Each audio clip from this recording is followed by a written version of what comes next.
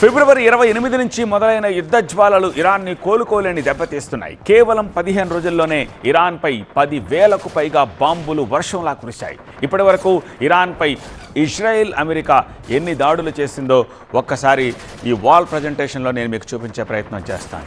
Okay, ఫిబ్రవరి 28 నుంచి ఇవాల్టి వరకు కోర్స్ ఈ రోజున మినహాయించిన 15 రోజుల పాటు ఏం జరిగింది? మొత్తం దాడులు 7,600కు పైగానే. 7,600కు పైగా దాడులు. ఎన్ని బాంబులు? దాదాపు 10,000 బాంబుల్ని జారవిడిచింది అమెరికా, ఇజ్రాయిల్ ఇరాన్పై. 2,000+ ఇరాన్ సైనిక స్థావరాల్ని తుత్తునీయల్ని చేసేశాయి. అలాగే 4,700 మిసైల్ డిపోలపై దాడులు జరిగాయి.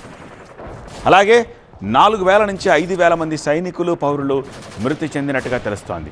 అఫీషియల్ డేటా అంత లేదు, అఫీషియల్ డేటా తక్కువ చూపిస్తున్నారు. కానీ మృతుల సంఖ్య దాస్తోంది ఇరాన్ అని చెప్పి కొద్దిమంది చెప్తూ ఉన్నారు. సో ఇక ఇరాన్పై అమెరికా దాడులు అవి చూద్దాం.